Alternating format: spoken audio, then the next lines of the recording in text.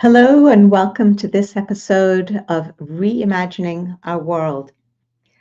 In today's episode, we're going to explore the topic of humanity's recurring test. What is the lesson that keeps eluding us, and why is this test continuing to recur? There are times in each of our lives when we lose sight of the forest for the trees.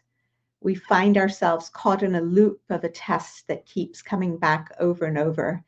And it sometimes feels like we're trapped and we can't get out of this recurring test. We get caught in the weeds, we get myopic, and we miss the big lesson. The same is true of our collective existence as humanity. We tend to also become myopic when it comes to global problems and global challenges and recurring problems, including the big challenge of war and conflict. So what's really helpful to do at a time like this is to zoom out and basically take a greater, more holistic view of what's going on in order to try to identify what the lesson is that we seem to be missing, the lesson that has been eluding us, in the hopes that if we can identify it and learn it, then we can get out of this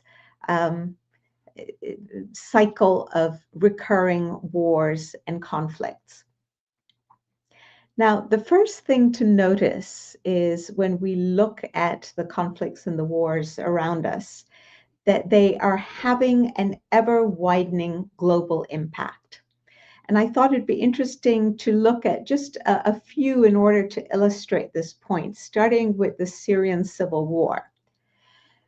What started happening was that conflicts that had traditionally been viewed as local or regional conflicts began to spawn global challenges and impacts, and ever widening ones. So let's start with the Syrian civil war. Starting in about 2014, we started to see that in Syria, because of the civil war, the soil and conditions were created in which ISIS was able to grow and flourish and threaten not only the country of Syria, but essentially countries everywhere and peoples everywhere. So it became a threat to the world as a whole. The second crisis that was spawned by the Syrian civil war was a refugee crisis that put tremendous pressure, social, political, and economic, on countries around it and as far afield as Europe. So countries like Lebanon, Jordan, Turkey, and then Europe started to feel these burdens. And in fact, the third crisis it precipitated was the crisis of Brexit. It was actually one of the main precipitating causes of Brexit and the rise of right-wing populist groups in Europe with anti-immigration agendas. What the fear had set in that Europe and European countries would get overrun by these foreigners who were fleeing conflict in their own lands and coming to settle in Europe. The next crisis spawned by this Syrian civil war was the crisis of dividing the world into camps. In fact, there was a really interesting article written at the time in the New York Times in which the war started to be described as a proto-world war, which at the time I took note of and I found very interesting. So now let's look at what happened with the next big crisis that started to have global impacts in ways that were very visible and tangible. It was the Ukraine war. So it spawned a few global crises of its own. It spawned a global food crisis, Ukraine being regarded as one of the food baskets of not only Europe, but the world. Ukraine is also and is a source of fertilizer needed by many countries to ensure that they can produce foods in requisite quantities for people. The Ukraine war also spawned a global energy crisis. It was really our first taste of this global energy crisis causing the prices of energy to spiral, especially in Europe. So really since the 1970s, we hadn't experienced this. The third crisis, global crisis, spawned by the Ukrainian war was that it raised the nuclear threat around the world to the highest level it had been at since the Cuban Missile Crisis in 1962. Then after Ukraine came the war in Gaza, and we had a new element introduced in that war, actually two new elements in some sense. The first was the threatening of supply chains by ships in the Red Sea and the Suez Canal coming under attack, particularly from the Houthis in Yemen. And the cost of goods started to go up, and the fear that supply chains would be interrupted and ships have to travel around the Cape of Good Hope and go the long way in order to get to Europe and the Americas. And the other thing that this crisis spawned, which was actually a very interesting social global phenomenon, and that was the unexpected global outcry about the humanitarian situation brought about by the war in Gaza. Now, we have had wars that have been just as bad as the war in Gaza. For instance, the DRC and the Sudan and Tigray and Myanmar and Yemen. There's been no shortage of wars with absolutely horrendous atrocities. But what was so interesting is it seemed like it was time for humanity to sort of wake up and say, well, gosh, this sort of war and destruction is really unacceptable. Ukraine also has resulted in tremendous destruction and levels of atrocity that are unacceptable. But it seems like that the time was ripe for humanity's sensitivities to be aroused. Now, this brings us to the war now with Iran, between Iran, Israel, and the United States. So what's going on now? We're starting to see the global impacts, the ever-widening global impacts, getting greater, intensifying, deepening.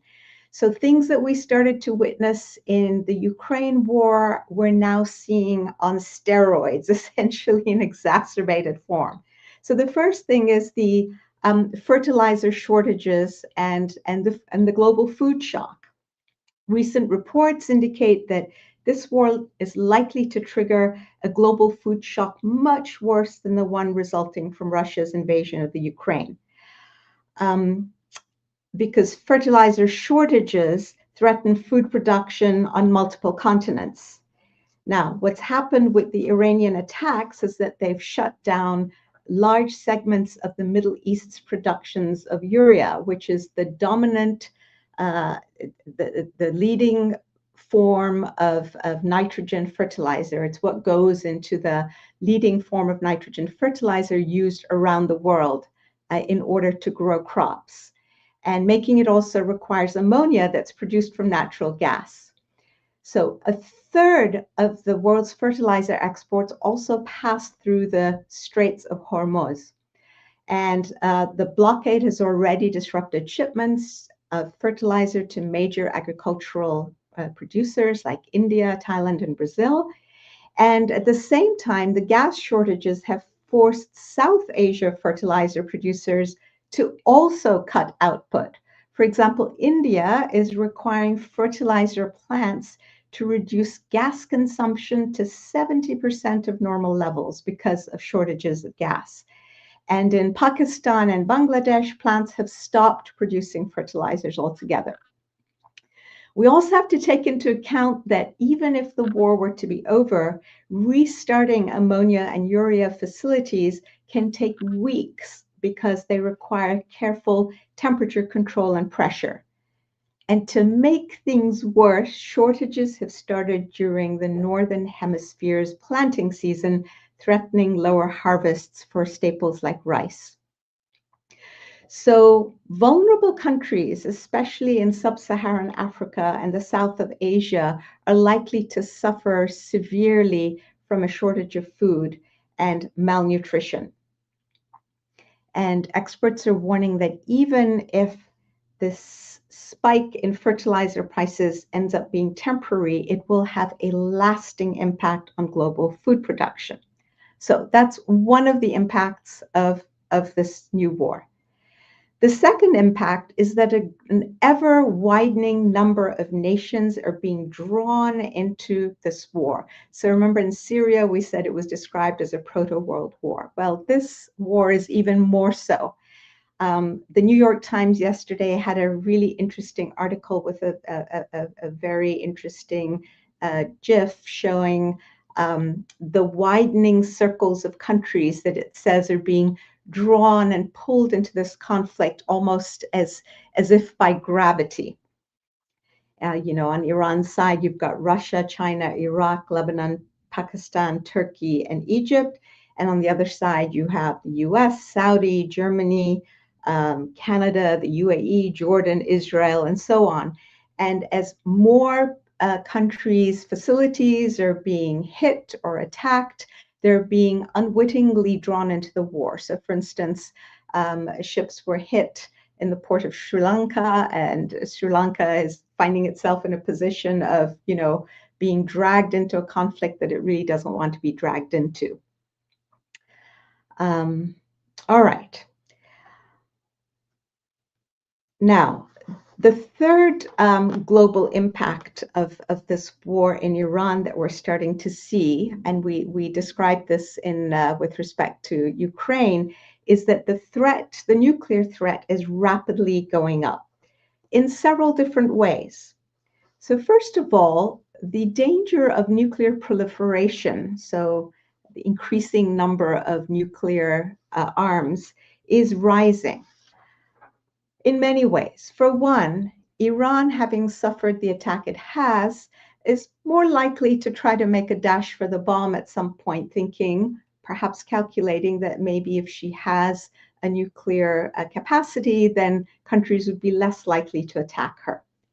Secondly, other countries in the Gulf, let's start with the Gulf, are learning a lesson that's an unfortunate one, that they themselves may be best off protecting themselves if they have their own nuclear weapons, especially if they feel that the country that has hitherto promised to protect them under its nuclear umbrella, namely the United States, may prove to be unreliable and untrustworthy as a partner and unwilling to follow through on its promise. So you've got that calculation. The same is true in Asian countries like South Korea and Japan, who themselves may be calculating that at this stage, there are question marks around whether the United States would come to their aid in the event of a large conflict, say with China, and would they not be better off if they had their own nuclear weapons? This is truly an unfortunate message that is being sent unwittingly to countries around the world. And then we've got the other component of the nuclear danger, which is that the danger of nuclear accident, because nuclear sites are being hit. So the parties have bombed nuclear facilities in Iran. The Natanz and the Bushehr reactor have been targets of attacks. And on the other hand, Iran has tried to attack the Dimona nuclear plant in Israel. So we're living in a very dangerous time when one little slip and escalation could really set the whole world on fire. Now, the next massive global crisis that is impacting all of us is that the economy of the world is being battered. For one, oil and financial markets have been upended. Shipping costs have gone up. As we all know, because we don't need to repeat this, but the Straits of Hormuz carry about 20% of the world's oil passes through it, as well as about 20% of the world's liquid natural gas. And so given that that amount of oil and gas can no longer pass through the straits, we've got shortages, we've got another energy crisis, and releasing certain amounts from storage facilities by 32 IEA members, International Energy Agency members, is not going to be enough if this war goes on for a period of time beyond a few extra days. So there's only so much you can do with stuff you have in storage. Oil wells in Kuwait are being shut down because they have nowhere to store the oil that they're drilling, and then it takes a long time to get these oil wells going again. LNG, the liquid natural gas facility in Qatar, has been closed, and it would take a while to get that up. Experts say about a month, because you have to lower the temperatures to minus 160 degrees, and it's a finicky process. So it's not like you can just turn things back on as soon as the conflict ends. So there are lots of interesting ramifications also. Pakistan, for instance, has closed its schools and ordered government offices to operate 4 days a week in order to save on energy.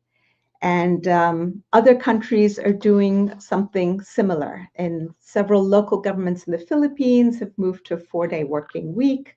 Sri Lanka has also moved to a 4-day working week. It's fascinating to see how this conflict in this part of the world, in the Middle East, is having broad ramifications on the lives of people everywhere. And in Bangladesh, the government has ordered fuel rationing and closed universities. So university students in Bangladesh are being affected by this as well. Another impact that one wouldn't think of, global aviation has been severely impacted. The price of jet fuel has jumped, making flights more expensive. The routes are more circuitous because now airlines have to try to avoid not only flying over Ukraine and its surrounding areas, but also flying over the Middle East for fear of being hit by an errant missile. And so the routes are longer, which means that everything's more expensive, along with the jet fuel being more expensive in any event. And how ironic that in an age of climate change, when we all should be burning less fossil fuels, we're now burning more because we're having to make all these journeys longer. And the last thing I wanted to mention was the danger of water shortages, the fact that in this war, desalination plants, especially in the Gulf states, who rely excessively on desalinated water to meet their basic water needs, those are being threatened. They've already been targeted and hit, and there are current threats that if the war continues, that they will be targeted again. They will continue to be targeted. So this is all of this to me. So why have I spent all this time looking at the global, increasing, widening ramifications of this war? That is even broader than the ramifications of the Syrian civil war, Ukraine, Gaza, and so on. The reason is this is evidence. This is, when you go to a court of law, you have to adduce evidence to prove a point. Well, this is evidence of something that we are missing, a lesson that as a global community and as a humanity, we have failed to recognize. And the question is, what is that lesson? The lesson that we fail to recognize is that humanity has become interconnected in unprecedented ways, and has become so interconnected, in fact, that it is like a single organism, like a single body with various organs and limbs.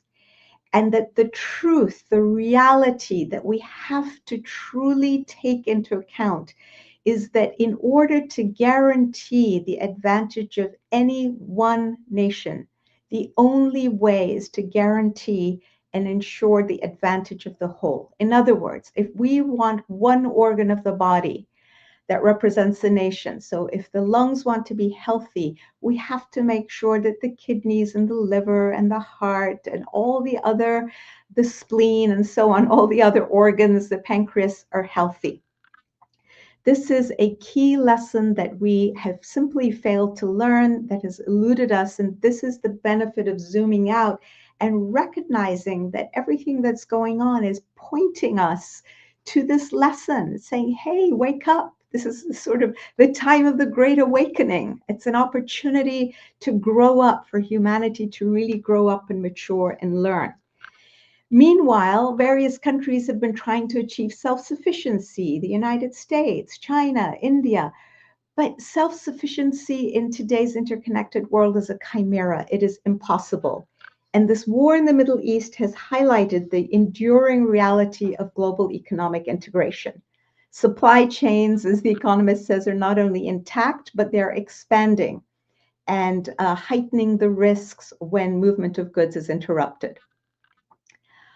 Until we learn this lesson, the disasters and calamities that are raining down upon us are not avoidable. They're going to be mostly inevitable and are only going to result in increased suffering. This is not going to change. So the analogy that I love to use, and if you take nothing else away from today's podcast, I hope this captures your imagination. Humanity is basically suffering from an autoimmune disease. You know what happens in autoimmune diseases? The body loses its ability to distinguish between foreign agents that are attacking it, and it's itself. So it attacks itself, the body attacks itself as though it were a foreign intruder coming to attack the body.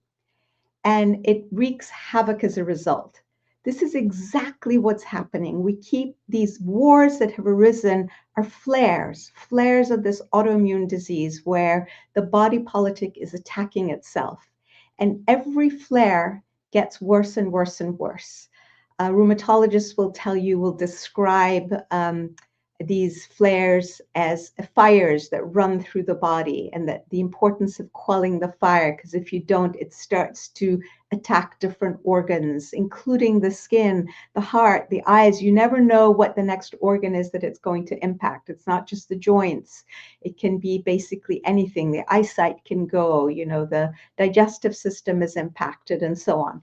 So if we want to spare ourselves a massive breakdown of this organism that is the human race, then we have to learn to quell this fire of flare-ups in the body, and to learn that that the time has come, that history has been all about an ever-expanding arc of development marked by ever-widening cycles of integration.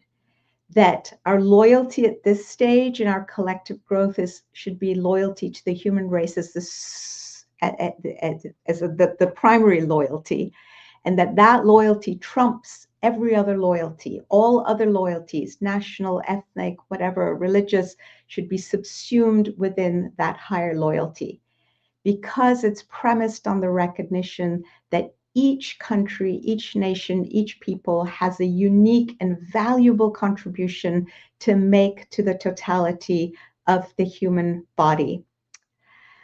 So once we embrace these key insights, we will then be ready to recognize and be motivated to act with determination to reconceptualize and build a new system of governing ourselves at all levels, local, national, international level, and build systems of administering our affairs, of governing ourselves in ways that are built on the foundation, the assumption, or the premise of our oneness as a human race, in which to ensure the good of the part, we have to ensure the good of the whole.